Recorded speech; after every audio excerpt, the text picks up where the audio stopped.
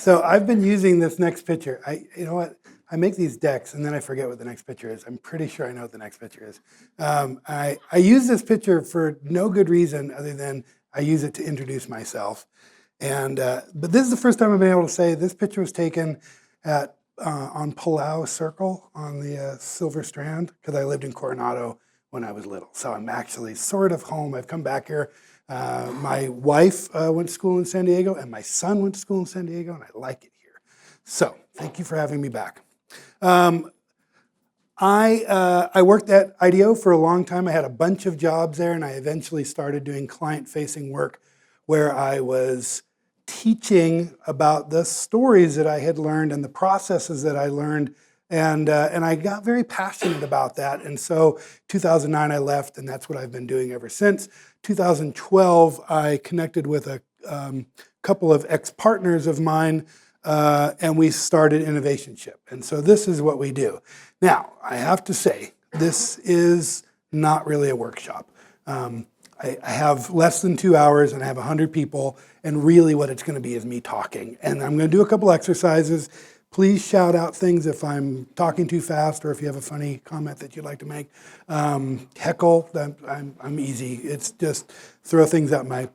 but I have to sort of go fast when I do the exercises to get everything done, and hopefully we'll have time for Q&A at the end. So, I don't really like the word innovation so much because I don't know what it means. And I don't know that everybody in a room agrees on what innovation means. Innovation is like a goal, and design thinking is a method or an approach or a process or something. I have to keep using different words all the time because I have to keep explaining it. So I know how to teach that. But the goal changes depending on who is using it. The goal might be something really new to the world, and that's what that person thinks of innovation. And someone else might just think about Swiffer for the bathroom, right? The next generation of an existing product, and that's innovation. And it's perfectly fine. I don't care as long as they have me come over and tell them what design thinking is. So it is collaborative. I was just telling someone today that when I'm teaching the process, I focus on these things. I'm going to talk about observation and empathy and brainstorming and prototyping and storytelling and defining challenges and all the things you've probably heard about it. But secretly what I'm doing is I'm teaching this process. I'm teaching people how to be more collaborative, how to get in touch with their own creativity, which a lot of people kind of leave behind a little bit, or what they do is they go home and they're creative on some other thing, and they don't really get to be creative at work because there's not really a call for it there. So they go home and they do scrapbooking, or they play guitar, or they do whatever, right? But people can be creative at their work, and I think there's something about giving them permission and giving them skills to do that. It is iterative, and this is another thing that people don't really like to do, especially at work, because it seems like it's taking a lot of time. But the process of trying something, trying it again, and being okay that you didn't get it right the first time, this isn't something that we have a lot of tolerance for in industry, because everybody's basically got to get the work done really quickly. And it's got to be right the first time. And so this process asks us to spend more time up front so that it really is right the first time. It's not right out of the box, but eventually it's right, and it's even better than what you started out to do, and that's where, to me, innovation comes from. This surprising effect of doing something that you hadn't really set out to do. You were solving a problem, but you stepped back and you got to solve an even larger problem. I think there's 3 ways that this innovation thing happens. And one is luck, serendipity. Everybody know the story about the Post-it notes? The guy who invented the Post-it notes did a very odd thing. He came up with an adhesive that didn't work very well. 3M at the time, people were looking for super glue. They were looking for new ways of attaching things together permanently. You know, how can I stick something on a wall that weighs 300 pounds and it never falls off? So this guy came up with the exact opposite of that, and nobody knew what to do with it. It was 5 years or more before a different guy, Art Fry, I think, he was actually in church, and he wanted a little bookmark that he could stick into his hymnal and come back to the same songs every time. But he didn't want it to be like tape that would ruin the paper. Hey, what about that bad adhesive that doesn't work very well? And the other part of the story that I love, the lucky part, is that he went into the scrap room and all they had was yellow paper. So he put the adhesive on the yellow paper, and so we got the Post-it note. Probably at least 75% of that story is true. But and another one is vision. And I took Lyft here today from the airport, and that's my first time using Lyft. And I'm using Lyft because there's that other company, and they kind of have a jerk with a vision for the boss. And I decided, I don't like that guy. But I have a Macintosh. And talk about the original jerk with a vision, right? So I'm not quite sure, I'm still working this out, where I'm drawing the line on whose CEO I'm going to support. So I have to let that go. But I think it's very interesting that there are these people out there. Elon Musk is another great one, a guy with a tremendous vision. He wants to put people on Mars. And looks like Tesla isn't really an electric car company. It's a way to get solar-powered electric chargers everywhere in the world. And really interesting guy. Probably a jerk as well, but what are you going to do? I am never going to work with these people, apparently. So anyway, if you don't have luck and you don't have a jerk with a vision, a visionary genius, that's what I meant to say, it's good to have a process. And there's a lot of companies that have processes that haven't really thought about it. It's not what you would necessarily call a mindful practice. It's just a process, and they've been doing it for a while. Some places are actually very good at having a process. IDEO was one of those, and they, over the years, got better at not only performing the process, but articulating it for other people, which is where workshops came from. Because we found that the process was weird enough that the clients that were paying pretty good money to work with IDEO were a little uncomfortable. Like, what? We're going to go and spend the day at the mall? What? Why are we doing that? And we were taking pictures and talking to people. Shouldn't you be designing? I asked you to design a toaster. Why aren't you designing it? So we would start a program, a year-long program with a day like this, where we would teach them the process and we would talk about what we're going to do over the next year. This is my version of the process. I should say my partners and I.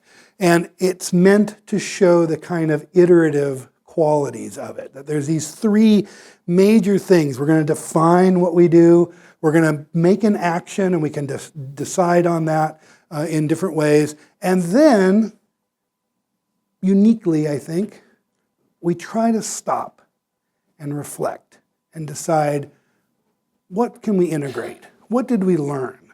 What should we do next? And then now you're back at define again. So I'm going to walk all the way through this. If I had a whole day, we would do an exercise around pretty much every word here.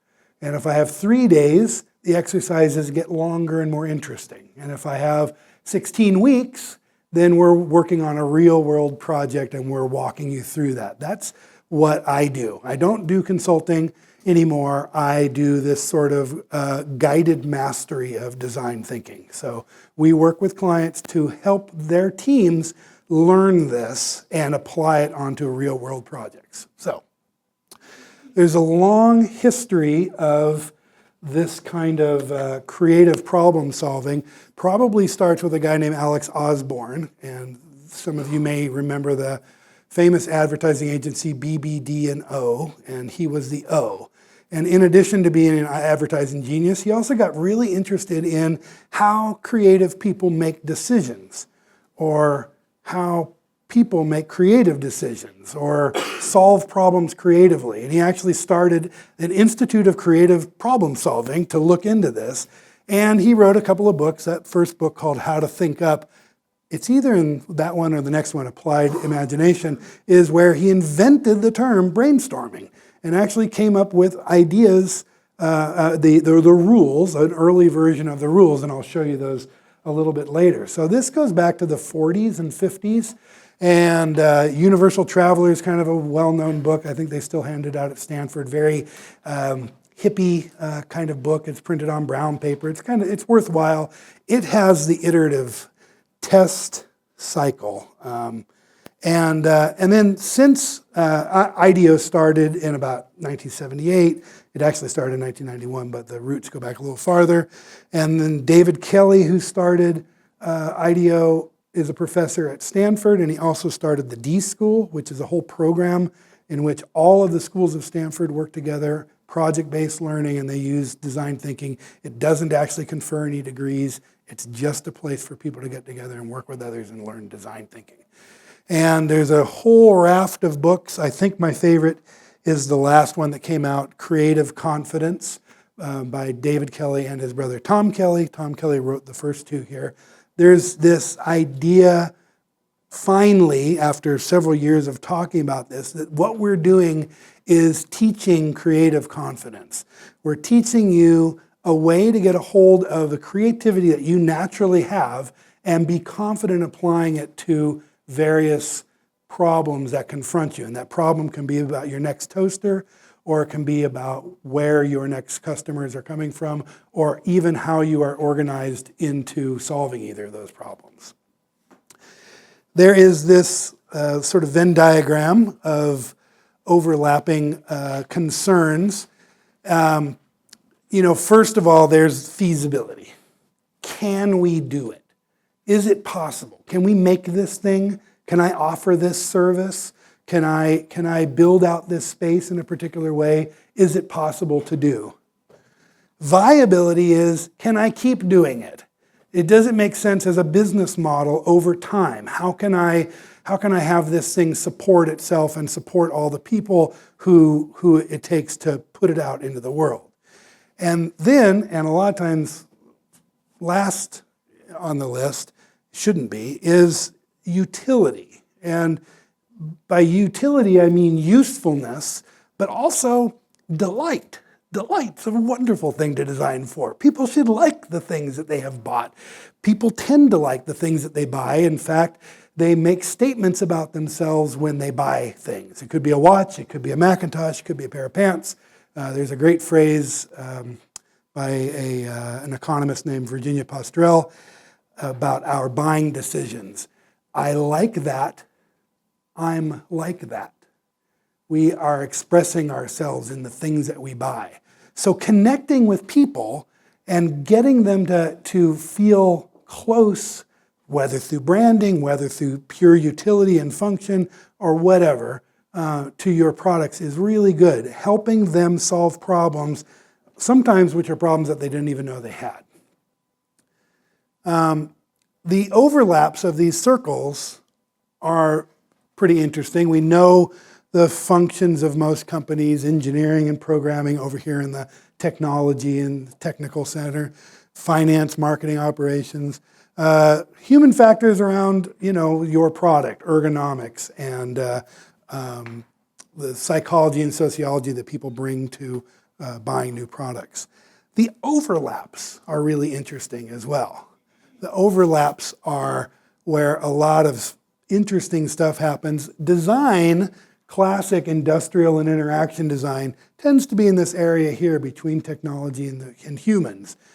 Organizational design, organizational behavior is over there on the right-hand side between the business and the human. And then there's all the kind of, and this isn't, shouldn't say it in a way that's boring. I have a great story about supply chain that I won't bother telling you, but these are interesting areas to think about designing for. So these are all subject to creative problem solving, and you're looking for that sweet spot in the center. With design thinking, we are starting with the humans. We're trying to understand what humans are involved in the problem that we're trying to solve and how we best can address their issues, even when they don't know what the issues are.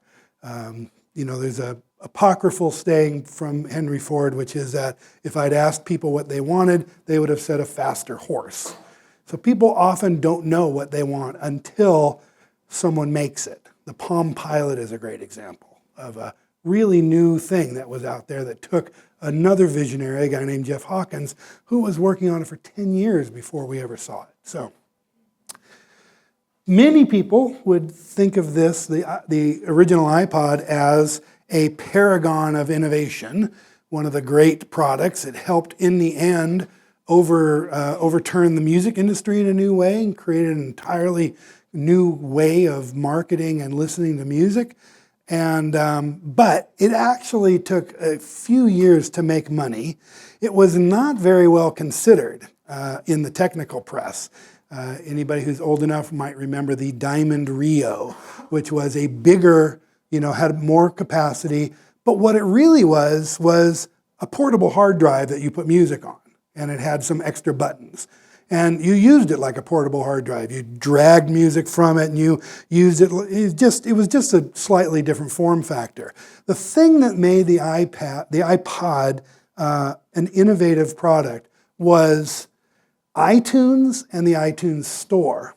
If you remember, they actually gave away iTunes for free, and still for free, long time before the iPod became available. So they were encouraging you to stick your CDs into your computer and rip your music, listen to it on your computer. Then the iPod came along, and you could now really easily, like the example I like is that my mother could do it, right? Now all you have to do is plug this thing in. There's still some chords and stuff, but once you figure that out, plug in your iPod, suddenly music is on there. It's done. You don't have to think about it. And then later on, you could buy music, which probably took Steve Jobs to actually make happen. So stepping back from the iPod was just one part of a bigger ecosystem of music experience.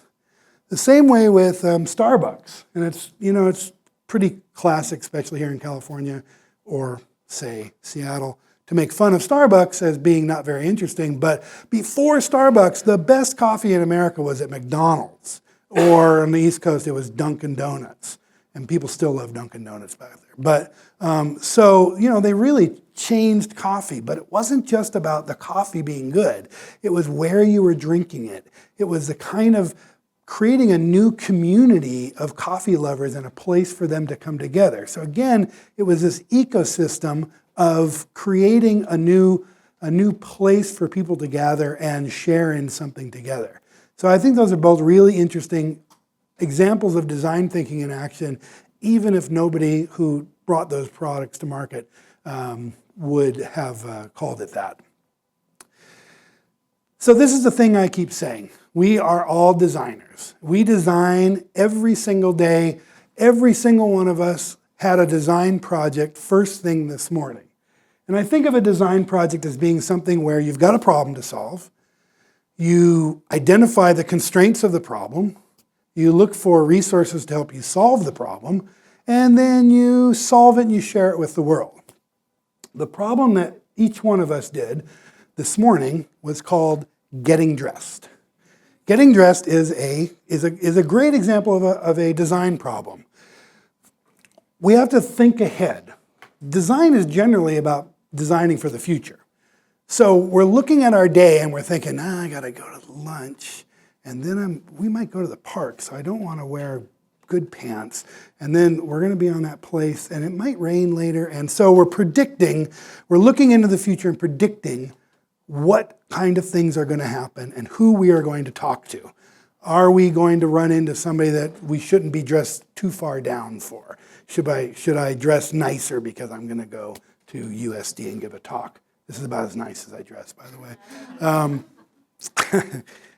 What resources are available? So, for instance,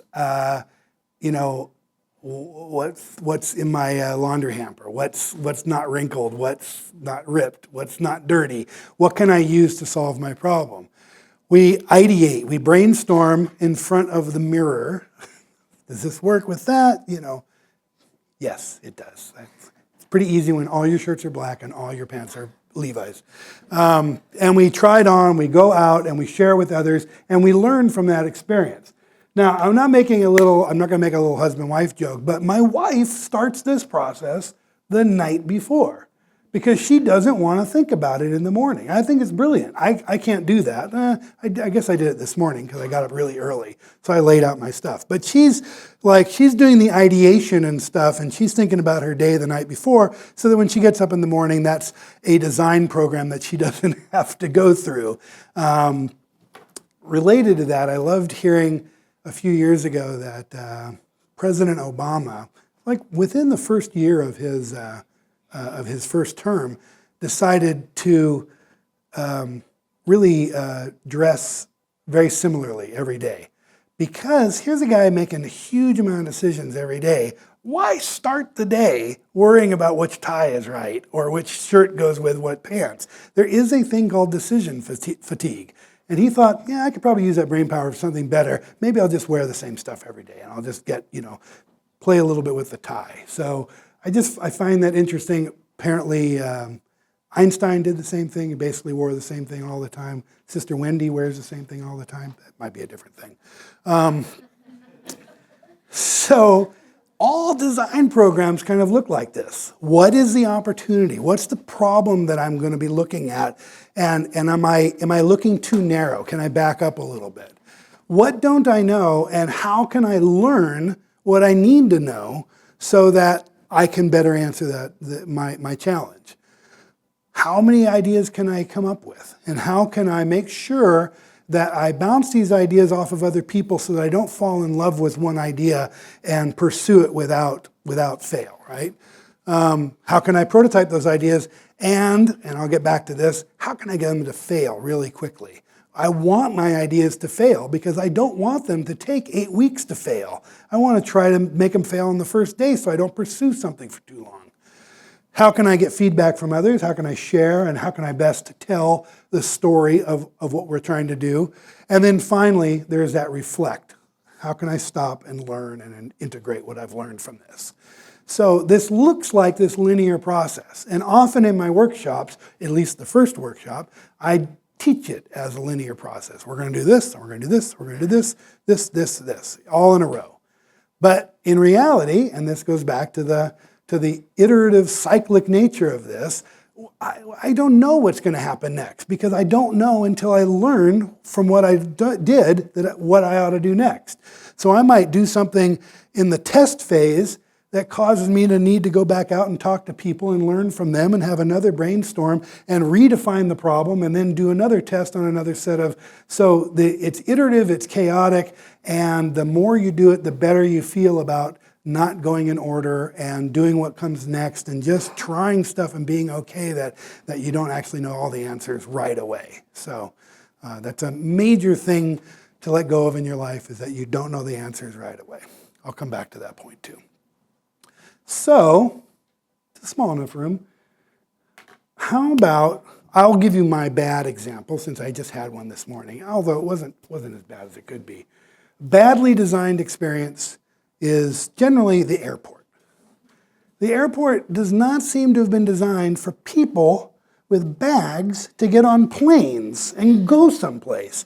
It may have been designed for people selling, Cinnabon or whatever, or maybe even, the flight crew. Seems like they've got it wired, but it's like this game. The more you fly, the better you get at it. I'm not getting that line. I can see that couple's arguing, and I'm going to go over. Mom and her kid. I'm not going to go on that line. It's like this thing that you learn to, and I get better at it. But anyway, so I'll throw it out for a second. A well-designed experience, or another particularly bad one. Anything anybody wants to share? And I am willing to wait. Please. Okay, so a badly executed and designed experience I had recently is we went to the Miramar Air Show. And they had a website, but their event page was one page. We got there, they had some signs for parking lots. There were no maps. You had no idea how far the parking lot was from the actual event, how far you had to walk. So lots of people who shouldn't be walking that far who had to walk. They had some shuttles, but it just was not clear. Right. And when you got there were way too many people and way too few resources. Perfect. The idea of websites, that's another bad one. My friend and I were just talking the other day. Here's another Venn diagram to imagine. This is about restaurant websites. Here's what I see on a restaurant website. A statement from the chef about his vision for his restaurant, maybe a list of local sources for their food, pictures of people happily drinking and eating really beautiful looking dishes, maybe a picture of the crew, in a group photo. That's in one circle. This circle over here is what I want to see. The address, the hours, the menu, and even the name of the restaurant sometimes is so well hidden on the website. So anyway, I love the idea that websites are going to fix things and restaurant websites are up there. So maybe anybody got a good one, like a new car, or a smartphone, please. So I was pleasantly surprised at the revisions that they did to the border crossing coming from the U.S. into Tijuana. They used to drop you in the middle of like 5 or 6 roundabouts that were like the craziest things to drive around ever. But now you go in and they reroute you to either a toll road, the center, or the kind of freeway through the middle of the city. So it might take away from the business from downtown, but as a traveler, not many people want to just stop in Tijuana. They might want to get beyond it. I have heard that. Then again, for others, it is the destination. So that's great. It's great that somebody actually, is that Border Patrol? Is it on the Mexican side? I actually have no idea who funded the reconstruction. I love seeing when a city is well designed, because suddenly you realize it's such another level than a toaster. It's somebody like taking this 30,000 foot level about how do roads get together and what do people do, and so, all right. So I'm going to keep moving on because I really have no idea what time it is. I don't know what time it is. 1 o'clock. Okay, great. So I'm going to walk through this. We're going to do a couple exercises, but I'll walk through each phase. I have some movies. I'll probably end up showing those. First of all, we start with define. What is the problem? There's a more complicated version of this, which is what is the big problem that we're working on? Also, what is the next move I ought to make? So every time we go around, define kind of has a global and a local scale at which we think about it. I'm fond of a joke. I will tell you ahead of time, it's not funny. How many designers does it take to change a light bulb? What's it? 0, exactly. Why is that? No. Does it have to be a light bulb? That's the designer's answer. Oh, that's a much bigger laugh than I normally get.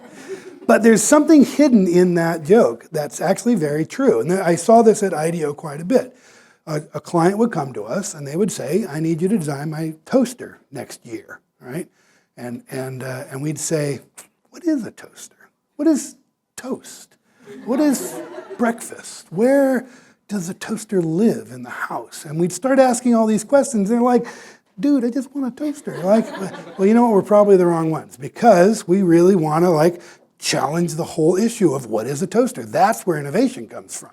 So the hidden question in this is that if we're focused on the light bulb, we're missing the problem. The problem is it's dark. And now if we reframe the problem as, how do I fix the darkness? How do we have a whole bunch of new things open to us? Now we're not thinking about electric bulbs, which require electric lamps, which require electricity, which require distribution, and all sorts of other things, right? So thinking about how do I fix the darkness? Well, I could light candles, right? Well, that's got problems. I could punch a hole in the ceiling. Well, that's got problems. Right? So there's always problems, but if we aren't actually stepping back and challenging the assumptions of the question, we may not be able to see a place to innovate. So I told this joke for years, and I didn't really have a punchline for it. Turns out that there's a guy, his name is Ilak Diaz in the Philippines, and he started this program called Liter of Light. Very simple physics thing. If you put some water in a clear soda bottle and stick it through the ceiling, it makes about 60-watt light bulb worth of light for free. They put some bleach in the water so it doesn't grow fungus, and they They put them in warehouses. They put them in people's homes. There's some really cool videos online of people just like, and these are favelas, shanty towns, places with either a little bit of electricity or hardly enough. And during the day, these places are unusable because they're caves. They're just completely dark. But now you could have a space and light it for free and make it useful. You could have a store, or you could have a school, or just your own house suddenly has light in it. So I love that story. And again, it's about fixing the darkness, not fixing the light bulb. So I would start a challenge by having people ask a bunch of questions about what they're trying to do. What's the landscape we're designing in? What have other people done? What are the competitors doing? What are things that are kind of like the thing? Maybe someone solved a similar problem in a different industry, and we can learn from that. That's a great thing to do, and we have ways of doing that. What is success, right? What is the problem that we're trying to solve? Sometimes going through this little process of asking, why are we doing this? And then literally identifying those reasons, and then turning each one of those into so there's a thing I would recommend, a movie that I sometimes show called How Might We? There's a guy named Charles Warren who talks about how might we. It's about a 10-minute video, and he talks about the origins of it. And it's a real process invented by a guy named Min Bassiter, who was at Procter & Gamble. And it was just, how might we do this? How might we solve this problem? And the first thing we do is we say, why? Why are we solving this problem? Well, we want to make more money. We want more customers. We want to beat the competition. We want to kind of put all those things out there. We want to make a better X. And then the next thing is, what's stopping us? And what's stopping us is really interesting because it's kind of the opposite of how. Rather than saying how, which will get you into the weeds of how I'm going to get from A to Z, we're trying to find the hindrances. What are the things that are going to keep me from being successful, and how can we address those now? So interesting process, you can, those three questions, how might we, why, and what's stopping us, can take hours. And it's a really great thing to do at the start of a process. So there's a pointer for you. A good challenge thinks about the people that are at the center of it. It is human-centered. That's what we mean by this. You're always designing for a person. I can't think of any instance in which you're not designing for a person. Maybe those robots that are in the Amazon, fulfillment centers, maybe, but in the end, someone's going to have to deal with those robots. So there's a human part of it. Broad enough to achieve a larger goal, narrow enough to identify success. This is like the Goldilocks thing, right? I don't want to go so far away from my toaster that I'm redesigning food distribution in the United States, but I don't want to be so close that all I'm doing is, designing a toaster with 3 slots rather than 2. So finding that balance is something that gets easier over time. Next, we have learn. And this is probably the most important thing. This is a human-centered process. So we want to learn from people. As I mentioned before, people don't always know what it is that they're doing. They haven't thought about it, and they're using things and doing things in the ways that they've always done. So how can we learn from people? How can we be inspired by their actions? Demographics are fine. They're good for certain things. But what we want to do is actually talk to a real person about a real thing that happens. People are really, really interesting. They do interesting things. They solve problems in creative ways. And we can learn from those because a lot of people, without thinking of themselves as being creative problem solvers, have solved problems in creative ways. And when we go out there, we start thinking about these people from their point of view. People are generally not wrong. They might not know everything that you know about a particular problem, but they're really interesting, and they bring their whole backgrounds, education and social backgrounds and all sorts of stuff they bring to the problems that they solve. And so, again, there's this process of stepping back and learning other things from those people, learning about the things that drive their behavior. This diagram was drawn 25 years ago or more, and it's about the difference between what we can observe, what people say and do, versus what they feel, what is driving the behavior that we're able to observe. So we observe things as a way of gaining empathy for who they are and what they are doing. That's really important. Suddenly we're wearing someone else's shoes, we're looking out through their glasses into the world, and things change a little bit. The big thing is we're no longer in our head solving the problem, because that's basically what we're asked to do most of the time. I'm going to sit down here at this computer and I'm going to use Google, but I'm going to solve this problem, whatever it is. And I might talk to the guy in the next cubicle about this, but for the most part, people are relying on me to solve this problem, and I got this job because I'm smart. And so the idea of, we have done this, everybody, let's go outside, and I'm going to ask you to look at the way people hold their bags, right? And then you'd come back and you would find 100 different things that you would notice about people doing things that you had never noticed before. The other great thing about this process, about design thinking in general, is that it makes the world really interesting, because you're just constantly looking at people like, oh, why is she doing that? Why is she holding 3 bags in one hand and her phone in the other? Anyway, so we have a lot of different ways to do these exercises. One way is the idea of extreme users. I don't have a, can everybody, I don't think everybody can see it. I'll just sort of draw it in the air. You know, a bell curve distribution, right? Some people here have had math. And normally who we're designing for is right there in this upper, that's the most people. The people who are, most likely to buy this. But in this phase of what we're trying to do is be inspired by things that we don't know. So the people who are out here, the edges, the extremes, are way more interesting to us than what everybody does. So for an example, if I was designing a line of kitchen tools for you and me to buy, to use in our normal suburban kitchen, or however it is that we live, one expert that we might go see is professional chef, right? So we're gonna go see a chef. I have a good friend who's a chef.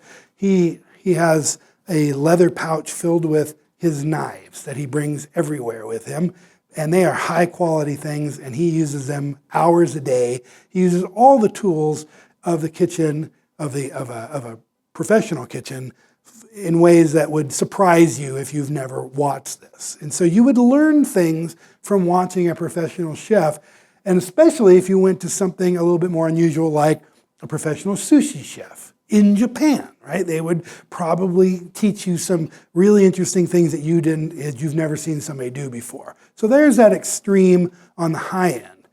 What would be an opposite? Who would you go view that would be the opposite end of the other side of the bell curve? McDonald's. So they've made cooking there so simple that a bored 17-year-old can do it. But even more, what about somebody who doesn't cook at all?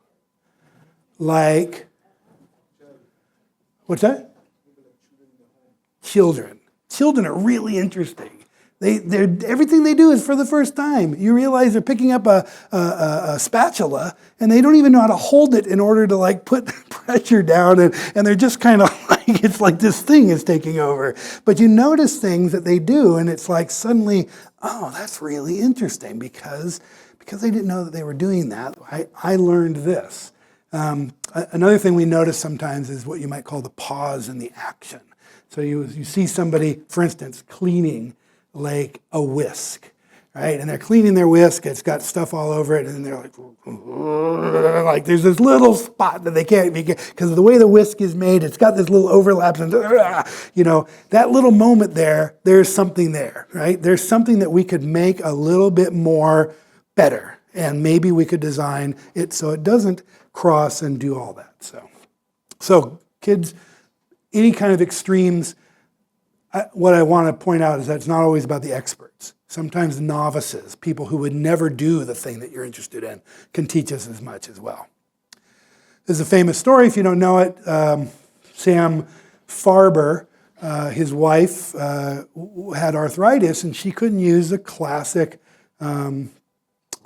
peeler, vegetable peeler, which my wife just refuses. I have one of these, but she likes this. She's not big on change. It's okay.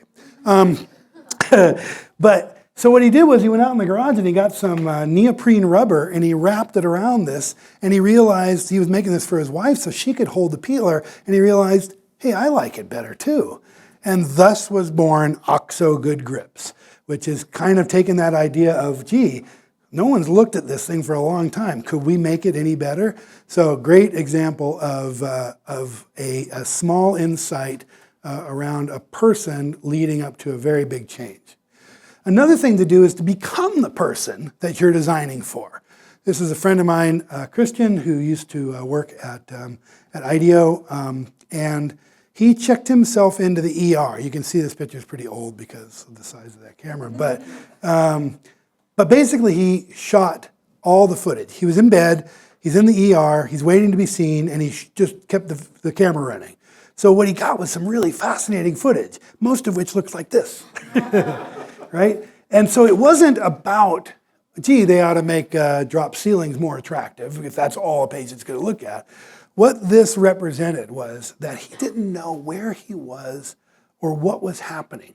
He was pushed off to a hallway at one point. People would walk by. Are they family? Are they doctors? Are they residents? Are they, have they forgotten me? Is there someone else who has a better emergency than me? Somebody. So that idea of anxiety caused by not understanding what the process was identified as getting in the way of healing and making people more upset than they needed to be. They're in the ER, so they're not happy. And then having 20 minutes go by and no one's talked to you and you don't know if there's something bad going on or what. So very interesting insight from just sitting there in a bed with very limited vision. Another one is a company called Cemex. Now this is a thing that we like to do. I mentioned this earlier. If it makes sense in the project, what we love doing is going and visiting another industry, finding out what somebody else does that's kind of like the thing that you do, right? So if you're designing the bank and you see, I got this terrible line at lunch on Friday when everybody comes in to cash their checks, what could I do with that line? Well, Disneyland, right? Disneyland knows about lines. An average ride at Disneyland takes something like 80 seconds. I can't remember the number, but it's very short. So what have they done? They've extended the ride into the line. So now the line becomes part of the ride. So now you're seeing stuff happen, and so, hey, it's not so bad. I'm sitting here. They also do another great trick, which is it says, you are 45 minutes from the line. And then you get up there and you go, oh, it's only been 30 minutes. It's like completely forgetting you just stood in line for 30 minutes to get to oh, it's okay. They said it was going to be 45. Things are moving right along. So anyway, so Cemex is a company, a global cement company. Specifically, they're having a problem in Mexico City with contractors who were calling for loads of cement, and they would double order because they had to make sure the cement was showing up. So they would order 2 trucks, and then one would get there, and they would say, oh, we don't need 2 trucks. Or, so they were doing things because trucks were unreliable. So they were looking for somebody who delivers something all the time and can be counted on to be reliable. A delivery company. What's that? Post office? Somebody said UPS, FedEx. FedEx, invented this. Great business classic story if you don't know it. He got a C in his business class. And then he went and started FedEx because the professor said, you'll never get that to work. You have to overnight have a hub and spoke arrangement of airplanes and trucks. Like, how do you make that happen? Well, he made it happen. And so what could you learn? They actually went, I think it's Nashville, which is where the central hub is, and so they learned some things by looking at the delivery. And they realized there are people who deliver things even faster than FedEx. What was it? DocuSign. Oh, that's a good one. I haven't heard that before. Food. Better wallet from India. Oh yeah, that's great. What do they call them? What did you say? Tuffin? Better wallets. Yeah, they deliver food all over. In this case, it was Domino's. Remember, Domino's used to have a thing. I don't know if they have it anymore. 30 minutes or it's free. Not the best incentive for an 18-year-old with a car, right? So I don't know if they still do that. But then there's somebody who delivers a service in a city, in vehicles, even faster than Domino's. Sorry?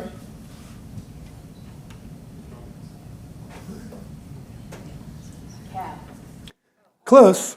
911. They actually went to Houston, and Houston had something like a 4-minute turnaround on 911 calls for emergency services. So what they learned was, at least from the last one, was that all the cars had GPS. So the dispatcher knew where all the cars were and could send cars. So they put GPS on the cement trucks and had a similar system of distributing cement throughout Mexico City. I don't know much more about the story, but I love the idea that they went out.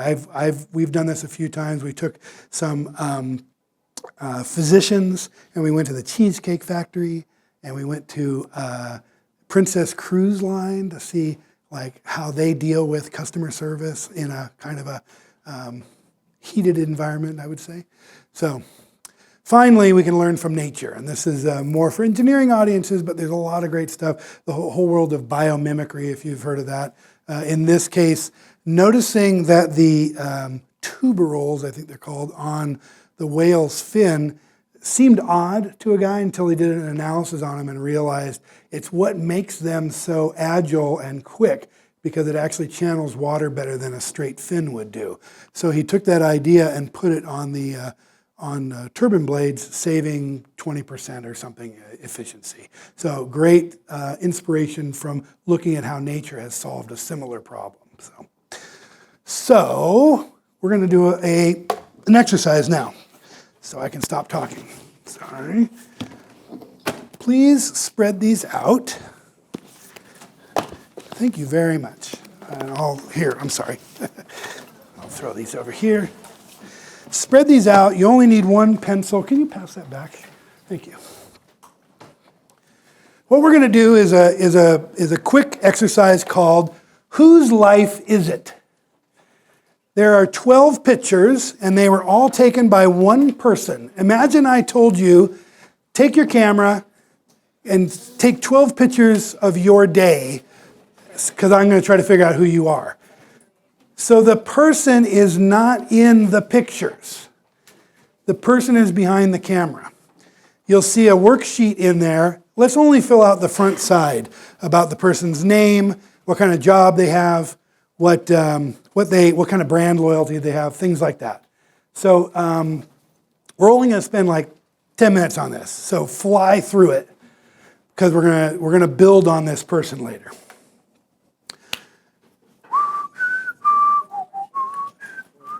Everybody pretty much done? I sort of said the first side. The second side gets a lot harder. So put that aside for now. And later on, we're going to design something for your person. So I look for my clicker. So now imagine that you had, instead of one person, you had gone to talk to 12 people, or maybe even 20 people, and you saw pictures from all these people, or maybe you interviewed them. Maybe you went to the mall or the airport or a hospital, and you sat in the hall and you took a bunch of notes. And you've got a team of 5 or 6 people, and they've all gone and done different things, and they've all come back, and now you've done your observations, and you've come back, and what you're going to have is a huge amount of data to do something with. So when we reflect, this is another one of those one of the big ones that has multiple ways of reflecting. I said that we like to stop, take a breath, think about what we just did, what do we learn from that. But there's also specific exercises that we can do to make sense of what we have just done. And we call it synthesis. It took a long time for anybody to sort of recognize when we started teaching these workshops, we taught observation and brainstorming and prototyping, and it kind of stopped there. And we realized that there was this really interesting thing that was happening in the background, which was synthesis, people making sense and finding patterns in the stuff that they had just learned. So you're coming back, you're sharing findings with each other, you are looking for insights. And one way to do this is to take your work and display it visually. One thing I'm not doing today is we're not using Post-its. We love Post-its. Post-its are so great, especially when you get very formal about it. We're going to use one Post-it for every idea, and we're going to write the idea headline style. So it's just going to say hot air balloon, puppy, whatever it is, right? Whatever we saw, it represents a whole idea, but then we can start playing with these Post-its and sticking them up in different configurations in order to maybe reveal something interesting. So this is the simplest one. You might just categorizing it, bucketing it. This was work we did with 70 entrepreneurial women from the Middle East and Africa who came over. They come every year, and we had a great program with them. And so this was some work that they were doing around their trip, 5 weeks in the United States. What was most important to them? And so once they started, in this case, what they did, the often observation exercise that I use, is we have people talk to each other. So maybe if we were all talking about personal bags or smartphone apps or something, I would have everybody on this table get up and talk to people at 2 other tables. And you would all do the same, you'd all do the same. So everybody would have talked to somebody not on their team. So when you come back, well, now you guys got 7, you've got 21 stories to tell, to make sense of. So this is a good way to say, oh, I saw that too, and we'll put that in this bucket. And you sort of let the categories come up on their own. Another interesting thing to do is the classic 2x2 matrix. So we'll take one category and put it over the other one and see if we can see anything interesting that way. This was from a bank, a bank that was completely online, had no physical presence. And they were interested in who their potential clients would be. Who are going to be people interested in this new program? So we asked people to do an interesting thing. Think about it for a second. What would you do if I asked you to draw your money? Literally would say no more than that. Piece of paper and some pens. So this person, who I happen to know who it is, she saw her money as a pile that got smaller and smaller as the month went by. But it allowed her to buy things, the pile of which got bigger and bigger as time went on, right? On the other end of the spectrum, let me use my magic laser here. This person really into their money. Their salary goes to pay for 2 rental properties, the income of which pays for the house that they live in, and they have plans to buy more property into the future. They have a 401k with 4 accounts. They shop at Safeway because the Wells Fargo Bank is right in Safeway. And so this was somebody, what we did was long-term versus short-term view, low engagement versus high engagement. And this person up there, high engagement, long-term view of their money, really, really into their money. But this person was much more likely to use this new service, this online-only bank, because she, and I say she because I know her, she's not loyal to a bank. She's loyal out of disinterest. So if you could get her to move all of her money to your institution, it would probably stay there for a whole long time. Whereas this guy is not that way at all. He would move all of his money in a second if he got a better deal someplace else, because he's constantly playing with his money. So it's actually a lot more work to keep that person as a client and much less work. So that actually changed the entire behavior of the website, the language that they were using, the branding, because now they were going after just a quarter of the market that they were thinking about before. So it helped them make sense out of all the people that they had talked to. As we start to get higher and higher levels of synthesis, we start to be able to make more interesting stories. This was from my partners did some work on long haul truckers. And one of the trucking companies was looking at the cab. So the cab is basically like an apartment that is rolling across country. That's where they live. They live all day and all night in there. They sleep there. So they end up treating it like it's their home. And so trying to make that better for them meant let's understand the aspects of a trucker's life. And in this case, while they're working, they're arriving at a place, they're either loading or unloading, they have to plan and prepare to go to the next place, and they leave. And that's what their driving is like. And if they're not doing that, they've paused on the side of the road, or they're living the rest of their life. Maybe they're taking vacation. So you start to think about these moments in their day, each of which is a designable sort of thing, event. Over here, we started thinking about the different aspects of their life which were addressable. Things like information management, things like maps, logbooks, all the things that a trucker has to do. A safe and fitting environment. A lot of times it's married couples, older married couples become long-haul truckers. And you can imagine not every truck stop is so great for people who are trying to have an intact family life.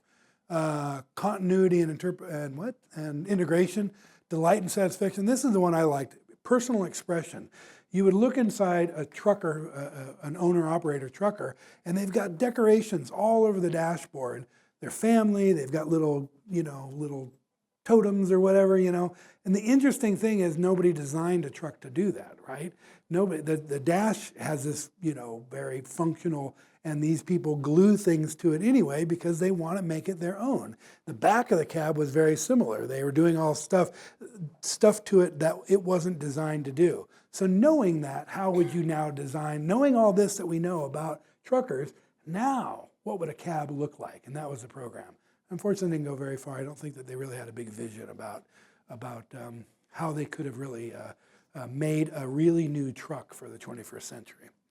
Then finally, we're up at the level of telling stories, scenarios, trying to imagine how things are for a person during their day so that other people can experience it. I went out and I saw a trucker and I interviewed him and I went on a long ride and all that. But how do I get you to feel that way? And sometimes cartoons, short videos are a great way to get other people into the experience of one of your customers. Finally, and this is from a different project, this is from Amtrak's Acela. Does anybody know what that is? That's our high-speed train, right? It goes 80 miles an hour in some places, if it's not raining.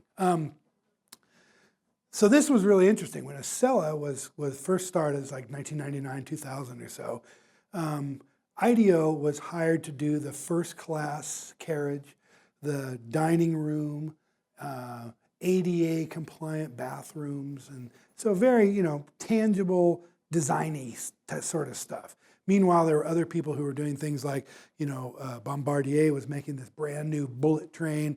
They redesigned the livery for the people who worked on the Acela. All these things were going to make Acela the new experience for high-speed trains in the United States. And one of the things that IDEO did was look at the whole experience. So what happens first, what happens next? And they identified 10 steps on a journey. And I love showing this slide because I think every design experience is very much like this. First of all, there was learning that the Acela even existed. So, you're going to have to address that or no one was ever going to know about Acela, right? Learning that you could get from New York to Boston in 3.5 hours, way better than flying if you think about getting from downtown to downtown. You have to get to the airport way ahead of time, lots of things. And you could be in comfort and there could be Wi-Fi and people in nice livery would come by. Anyway, so then having made that decision, how do I plan my trip? What does it cost? What are the tickets? You know, where do I start? How do I enter the station? How do I get my tickets? What's it like waiting for the train in the station? What's it like boarding the train, finding my seat? What's it like riding the train, getting to the destination station, and then going on to wherever I want to go after that? Being on the train is step number 8. If no one addressed steps number 1 through 7, no one was ever going to get on the train, right? So there's a lot of companies I work with who have forgotten that. They're at step 8, and they haven't really thought about what is the experience of everything leading up to the thing I want them to do. So when you see really well-designed products, it's often that someone has gone through that process and thought about what it was like, what would it be like to open the box? What's it like to first install this thing? What's it like to, and then there's often a step 11 after this, which is telling other people about your great experience, whether that was the iPod or, you know, a new car or a movie you saw or whatever, and then that leads them to the start. Usually learning is about the start of most journeys. So anyway, very, very important part of the whole process, the synthesis, this idea of finding insights from a bunch of data. I'm going to show, this, I'm not going to show this whole thing, but just to give you an idea of what this is like, synthesis can take place over days. If it's a big enough project and you're looking and looking and looking for insights and you're trying to make sure that you haven't skipped anything, that you've turned over all the rocks. So this is a typical IDEO project room. There's foam core boards are used because then you can pick them up and move them around. And then you can leave the Post-its where they are. So we've written up this board represented a particular way of looking at the data. If they want to do another board, well, they'll copy the Post-its. You don't want to disturb that board. Where was the board that had the thing where we saw the guy in the airplane? Whatever it was, right? So they got photos and they're thinking about the people that they had talked with. And they're just kind of batting around, you know, all the stuff that they saw. So it's basically that whole process taking place over 3 days. Sometimes you'll see it's late at night and there's somebody out there copying videos and anyway, so copying notes. So there you go, a moment in the. So after that, and one thing I don't have a good diagram of this, but one thing I haven't been bringing up is that this process from defining the challenge all the way through is a process of divergent ideas where we're looking for a whole bunch of ideas and then converging, right? So we went out and we observed, we had a whole bunch of ideas. Now with synthesis, we've narrowed it down to a few insights. And now we're going to do brainstorming. And brainstorming is coming up with a whole bunch of ideas. So now we're diverging again. We're trying to get inspiration and make unusual connections between things. We think that you do that best with a bunch of people in a room, but there are rules. There's rules as a way of doing it well, and I'll show you a video here in a second. There's also lots of indirect things about it. If you are brainstorming with people, you should invite people from other departments. And then what happens is they leave that brainstorm and they're able to talk about what they did and they invite you to their brainstorm, and then we have this sort of information exchange, knowledge sharing across the company, because brainstorms are a lot of fun. And if I'm on a project and I've been on this project for weeks, it's kind of fun to go sit in a room for an hour and talk about a completely different project and throw out some ideas and have this sort of creative fun time. It's a lot like improv comedy, actually. So I'll show a quick video. This is maybe the only video I'm going to show. This is a group at IDEO. All right, guys, let's do a little brainstorm.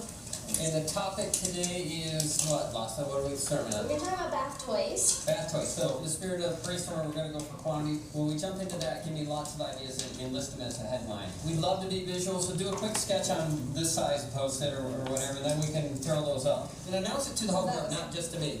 Lost, what do you have? It's a giant waterfall that's on your wall, so it'll pump it, so it makes your whole bathtub. Yeah, what are those showers called with the deluge showers? Or yeah, that's awesome. Okay. I was thinking like bathtub confetti. It's something that you put water in and it'll make that bubbling sound and it'll bubbles would come out. It would sound like confetti. That's kind of fun. I was thinking it literally would shoot out confetti all over the Well, bathroom. but if it dissolves, if it's dissolvable, dissolve in glitter, because glitter's such a problem. Glitter soap. Glitter soap. All right, Kyle. This is the bloody gore gross out body wash. So it's like red and it's got like little eyeballs in it and stuff like that. Building on yours, you had like the soap pen or whatever. What about like using the tiles and using it as like tic-tac-toe and drawing on the tiles? Let's call it Too Hot Henry. He tells you when the bath temperature's too hot, so you stick him on the bottom of the tub, and his face gets really red if it's too hot to get in. That's Just like a little action down kind of thing. That's kind of funny. I think every kid wants to make Henry too hot. Fantastic, guys. 51 ideas in 15 minutes or less. So, round of applause. So there's a lot of great stuff I saw in that, and I've watched that video 1,000 times. Next, there we go. There are these rules that they are following.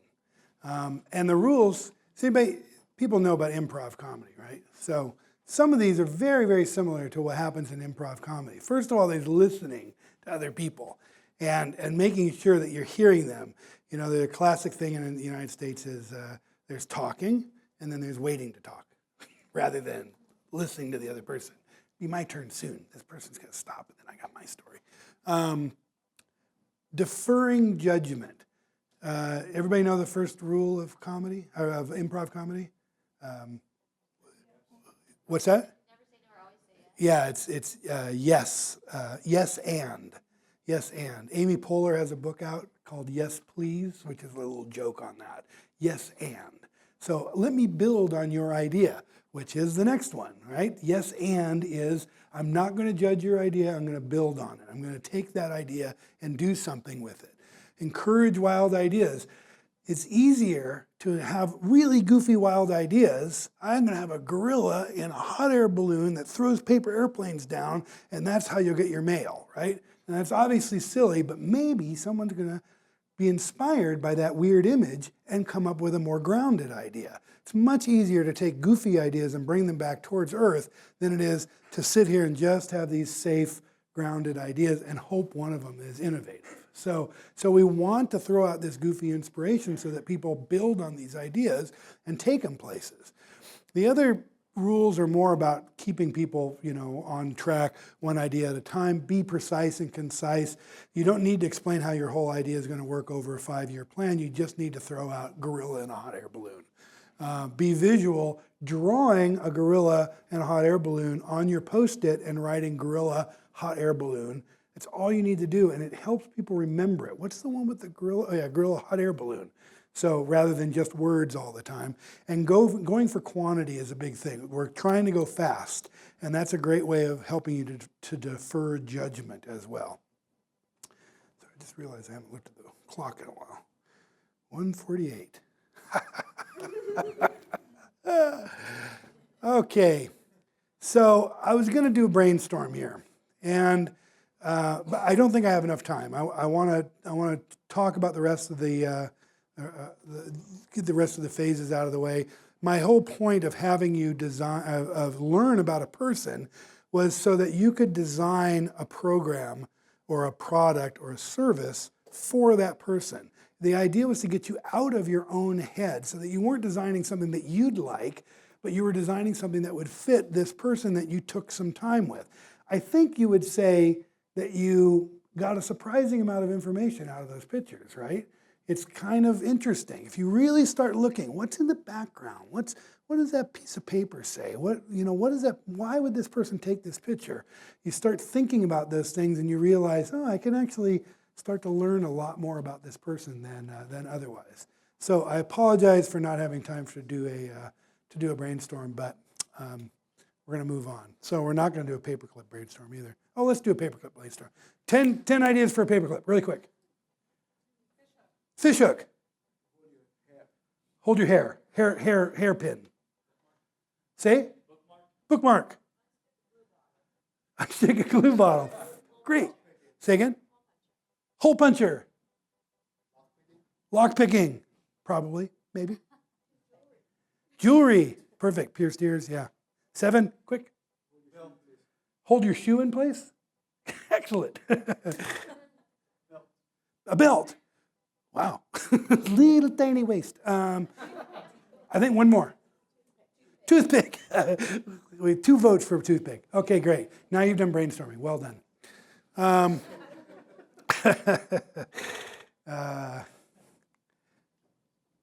Then I was going to have you make a product. Here's what this was going to be so great. I'll just tell you about it. What I normally do is I make each one of you a different company. So you're an automobile manufacturer, and you are an airline, and you're a retail food chain, and you're a resort hotel, and you are going to work with one of these brands to make something for that person. And this is sort of secondary. You don't have to use this, but get some really weird ideas. What if you were Wells Fargo and you worked with Marvel on a new finance program for this guy and his wife and kid, right? So pretty interesting as a way of getting you outside of your normal thinking. Gosh, I wish you could have done it. That would have really made your day. Last thing pretty much the last thing I'm going to talk about is prototyping. And remember I said that observation is the most important thing, and then I think I said synthesis was the most important thing. I think prototyping is the most important thing because it is used, I'm going to go backwards, it's used all through this. The main rule of prototyping is feeling okay with failure. I'm going to throw an idea out there, and I want it to die. I want it to hit the floor right away because it needs to. It's not because I came up with it that it's a good idea. It's a good idea because it's a good idea. And if it's not, then we should do what we can to find out as quickly as we can. So that happens when we're defining the challenge. It happens when we're thinking about how might we go out and learn from people? What kind of observation thing could I do? And it happens during brainstorming. I don't care about this idea, I'm just throwing it out there. It's not about me anymore, it's just about the idea. So we use prototypes as a way of failing as quickly as we can so that we can move faster. We're minimizing risk that way. A lot of times ideas are going on for weeks before people realize, we don't really have a good idea here and we should probably stop this. But you've got money and time invested and a lot of times egos. And people feel like their careers are on the line and you can't make mistakes. So you want to set up a world where you can make well-intentioned mistakes. We are building things, and build is a very big category, but we are building things as a way of thinking about them. By building it, we are doing something that is different than us sitting in our desk, searching Google, and hoping that we've really thought of everything, like a big chess game. We first use them to learn within the team. So it's just you and me and everybody else on the project, and we're making this thing because we go, we didn't think about that. Later on, after we have thought about that stuff and it gets a little bit better, now we show it to others. And now we learn from other people outside of the team who don't know everything that we know, and maybe they see the forest for the trees better than we do. So we start out failing as little kids. We fail constantly. We can't walk. We fall over. And we figure out that we really don't like falling over very much, so I better learn to walk better. And then we start to run, and we fall over. And we ride a bike, and we fall over. And we talk to people we find attractive, this is in our teens, and we fall over. And we quickly learn not to do that anymore. But sometime in our early adulthood, we stop wanting to fall over. And the danger is that we stop learning because we learned from all those experiences. Failure is how we learn. We do something wrong. Like I'm using Duolingo, teach myself Spanish. It's great. It's really great. I'm really terrible. I speak like a bad 4-year-old, but I can say el pato bebe la leche. So thank you. I said the duck drinks water if you didn't, or milk if you didn't get that. So I think this is an important thing. Setting up a world in which we're allowed to make failures, allowed to make quick tries at things and have them not work out. Thomas Edison thought so.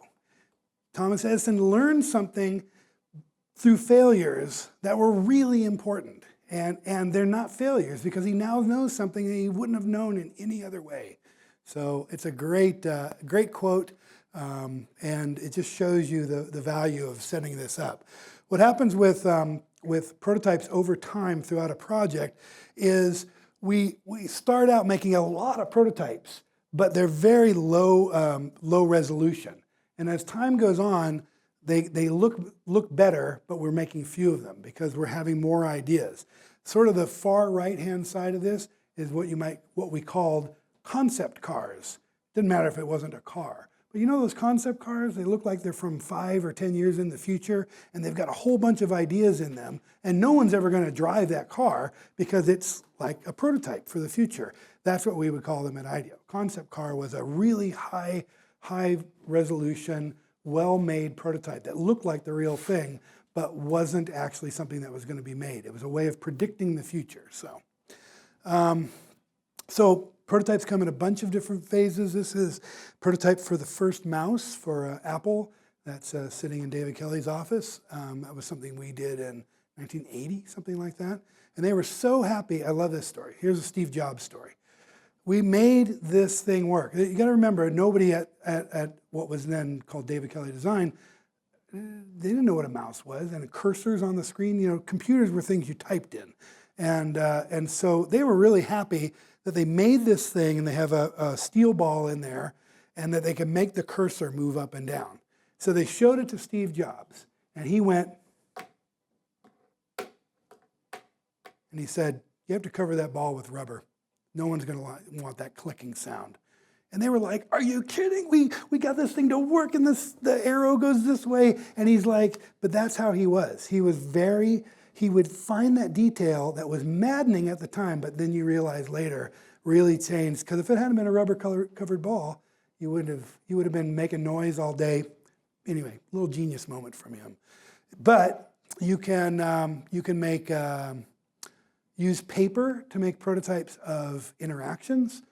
It's actually really good. There's some pretty good interaction design tools that make it look like you've hand-drawn it, but there's something about actually showing somebody kind of a junky piece of paper that's got some things on it and saying, okay, when you click on this, here's another piece of paper. And now they know that this isn't a well-formed idea. If you show them some really nice menus that it looks like you've spent some time on, people are like, yeah, no, I guess that works, you know. But you want to invite them. A rough prototype invites people to make comments on it. So it's really great to show things to people that are obviously not done. So you don't want to spend a whole bunch of time making your nascent idea look like it's a lot better than it is. In fact, it can help you to make it look worse. This is a PDA. It's made of Play-Doh and a pipe cleaner and some other stuff. Because the important thing is not the actual technology. In this case, this was a nurse holding it, and we were doing a workshop, and it was about how is the interaction with the patient going to change. So you can play act that. Play acting is prototyping. So we're going to walk through this process. I'm going to walk you through this new service. Here's how this product can be used, and it's just a piece of cardboard, right? And we can still act it out. Jeff Hawkins, the guy who did the Palm Pilot, carried a block of wood in his pocket for months. And every time he thought, oh, gee, I wish I had a phone number. Oh, gee, I wish I could take a note right now. Just a piece of wood that he carried around. That prototype helped him think about what should be in the Palm Pilot. And then finally, that's another photo from the trucking project where we're just using boxes to block out the inside of the truck. The tape on the ground is the outside of the cab, or the inside of the cab, I should say. So these are some photos from prototypes for Google Glass. There's a great movie, a TEDx movie of a guy named Tom Chi talking about all the things that they learned and how basically what they were doing was trying to model gestural behavior. Oh, I can next email, first email, or next picture in my gallery, previous picture. And they made these prototypes, and they made it work within, a week. They were playing with it and having this feeling of here's what it's like to have my computer screen in front of my head and to wave my arms. And what they realized was no one's going to wave their arms. No one's going to walk down the street going like this and making gestures. So that it's ultimately a failure. And all the time that they spent making these cool things to try that out just led to them going, oh, we need another way of interacting with these glasses because this is silly. So, great failure. What does it take to get a hit? I mean, I think what Walt's getting at recognize that, you know, if one small, say, Indian movie hits everyone who wants to see it, which the internet can help you do that. Well, you know, the way that you make animated movies is really different than live action movies, as you may know. In a live action movie, the director goes out and shoots lots of film, typically between 10 and 100 times more footage than will end up on the screen. And then they take it all into the editing room and they build their movie in the editing room. And that's why, you know, sometimes you see a movie and you go, that stunk, didn't they know it? Well, the answer is yes, they did, but they knew it too late. They knew it in the editing room. They go, oh, Jesus. And by the time they knew it, the actors were gone, the sets were down, they ran out of money, and they had what they had, and they made the best movie they could. Well, or not, yeah. So in animation, it is so expensive that you cannot afford to animate more than a few % more than is going to end up on the screen. You could never afford to animate 10 times more than is going to end up on the screen. So how do you do it? Well, Walt Disney himself solved this problem decades ago. And the way he solved it was he said, we have to edit our film before we make it, not after. Well, how do you edit a film before you make it? Well, you get your story team together and you do storyboards. You do these little pictures for every key scene. But that wasn't enough. Then what he did was he actually photographed them on film. He filmed each picture, of which there are, you know, thousands. And then he got he got scratch voices, people around the studio to do the voices, and he'd even put in some scratch music. And then he could watch his movie. And we still do that today. We use video, we're more sophisticated at it. But basically, we build our movie before we make it out of these story sketches. And we video them, and we put scratch music and scratch voices so we can watch our movie. And invariably, what you think is going to work crashes and burns when you see it in the reels. And you iterate on these reels thousands of times. And only when it works in the reels do you then go animate it and actually produce it. So that's prototyping. And that's he's talking about, oh, there it is. That's Walt Disney, and I can't remember the guy's name, but that's what these rooms would look like. There's some great video of the Pixar guys watching their movie, and it's just a guy walking by each little thing and saying, here's what happens, here's what happens, here's what happens. And they realize, oh, that's never going to work. So this is another great exercise. It's a great way to think of your program. Remember the Amtrak Acela, right? That we're often at step 8. So if we start thinking about it as a thing that unfolds over time, then we start thinking about our product in a more, or our service or our process, whatever it is, in a much fuller way that we can identify. Finally, there's sharing. I'm not going to spend much time on this. I will say that there's an art to being compelling while still being persuasive. So I love that guy. So that idea that you are selling your idea, and that's not a bad thing because you've spent months with your idea.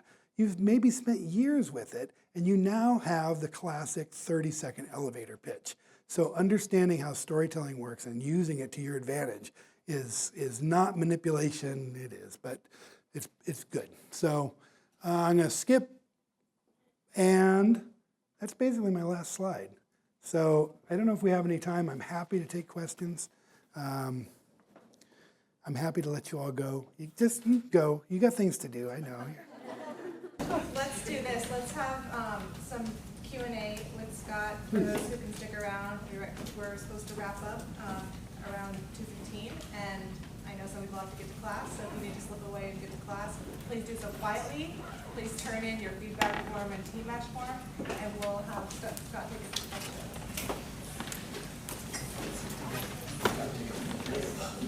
Oh, wait.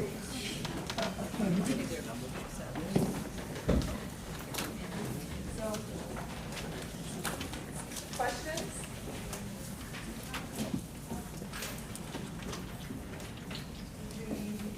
Thank you very much.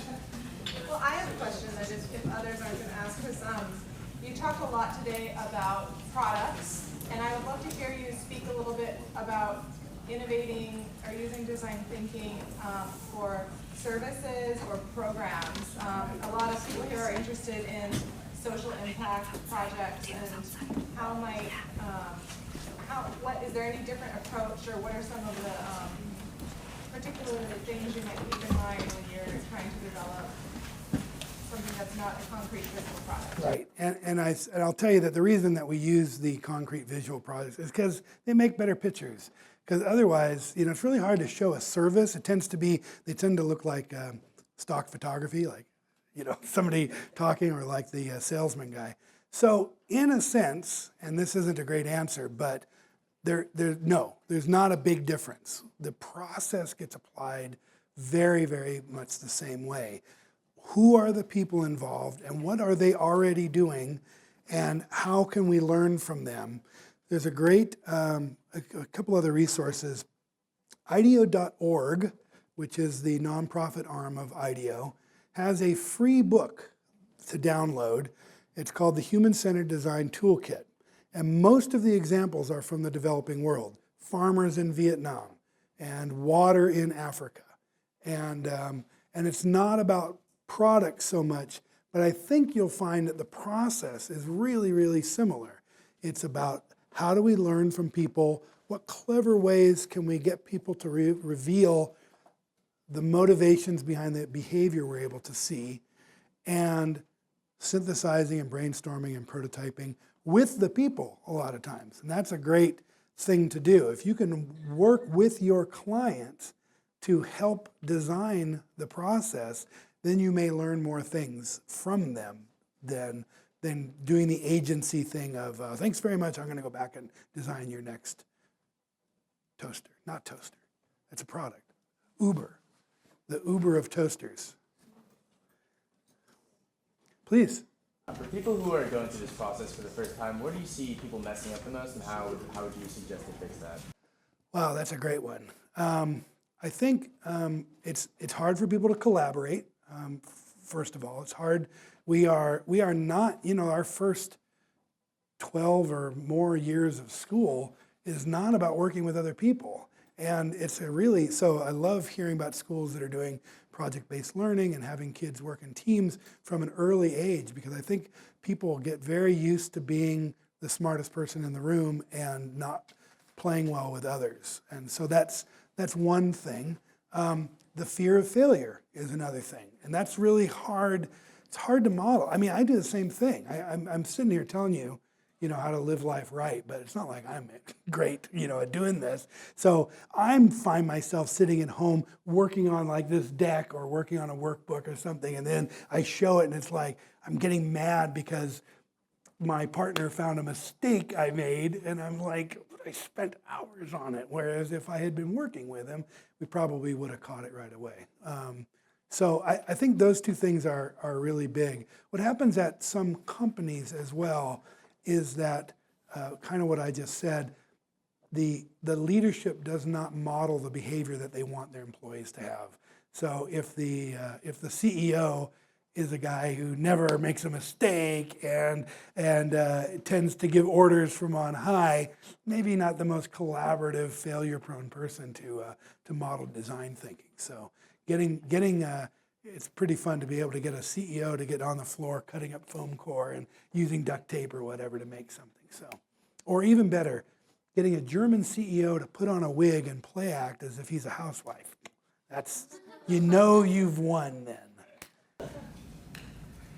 Please. I've been doing this exercise where after a talk I'll take a quick 30-second note about the one topic that really stuck out the most, or the most important one. What would you want me to write down from your talk? What's the one thing, one takeaway?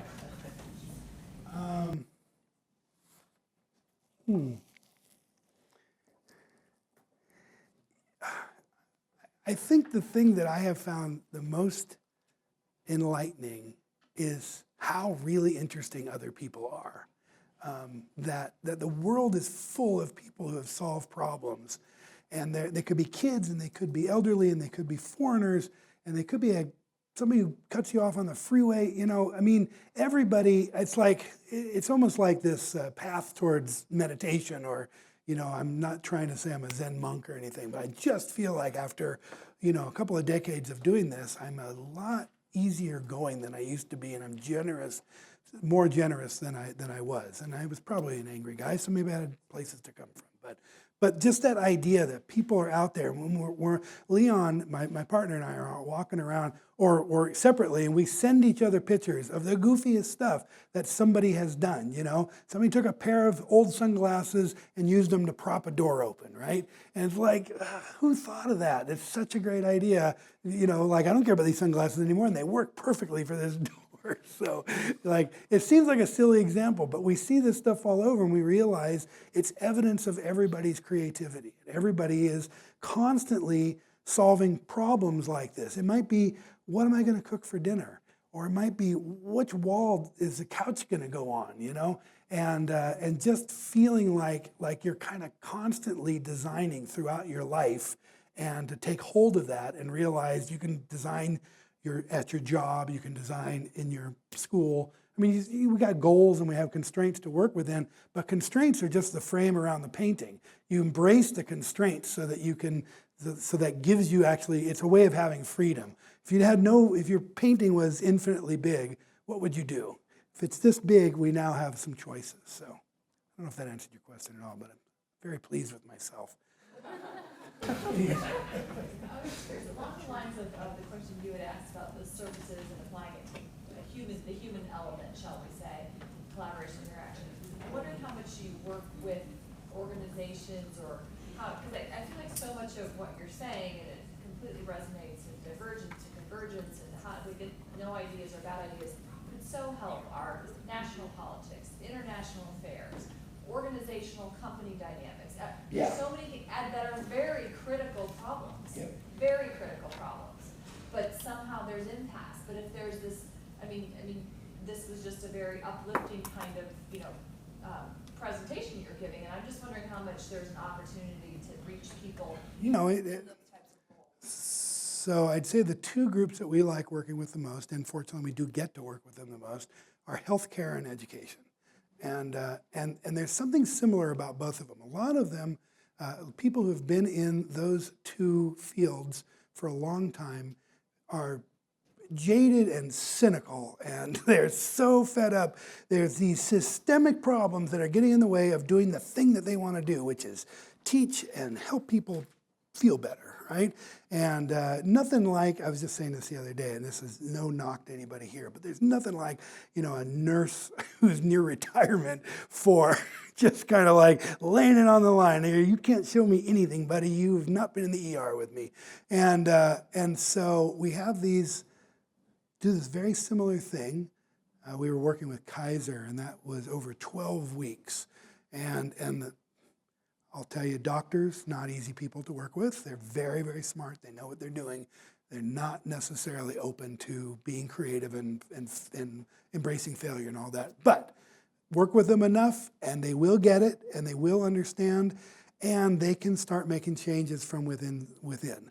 I think that was another big lesson from IDEO, was not, I said this just a few minutes ago, about not acting like a standard agency. Standard agency is, I need you to design a new hospital experience, and we say, okay, thanks, we're going to go away, and we'll come back, and here's your 100-page white paper on what you ought to do.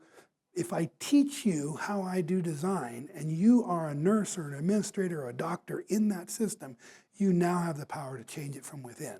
And those are really empowering moments when you've been able to work with a teacher or work with a nurse, and they realize, oh, I can actually do this. I could move this stupid desk to the other side of the room, because that'll actually make a big difference, right? And getting people to just feel like, we were working with some community health centers through UCLA, and getting people to just like, well, just how about trying to change the sign-up sheet first thing? Add another column. How am I feeling today? Like, just one thing at a time. Getting people, you don't have to solve the whole problem at once. Solve one little tiny problem, and then work on another problem, and another problem, and another problem. I'm kind of rambling here, but again, I think that it always comes down to people, and a lot of times in a company, what you're doing is a kind of a marriage counseling. You're showing them design thinking, and I'm going to help you make your next toaster, but what I'm really showing you, what I said at the start, is how to collaborate, and how to iterate, and how to be creative, and people don't feel they have permission to do that, and so it's difficult for them. So. Please. I have a question about, you mentioned about design thinking process, and it is collaborative and iterative. And I'm wondering, working in a team, especially working with the younger generation, which has a shorter attention span, how do you find consensus while keep the teammates You know, I guess one of the things that we try to do is we are, as my colleague says, we're the graybeards now. And so working with someone who's a little older and experienced, and you know, that idea of guided mastery. So and it's not self-serving entirely to suggest that senior people do have something to offer. So you know, if you're at your new toaster app startup, and Uber toaster app startup, that's what it is. And everybody there is young, it can be really difficult, because if everybody isn't embracing this thing, this design thinking thing, which is about leaving your ego at the door and being open to everybody else's stuff, it's kind of hard. It's hard to be the only one in the room doing that too, if everybody is the smartest person in the room. So I don't really have a good answer, other than sometimes older people have a nice calming effect. And it may seem like they're going slower, but it might be just that they are not as quick to act on something that isn't quite ready to be acted on. So I don't know if that answers the question or not. I'm just riffing here. Thank you all very, very much.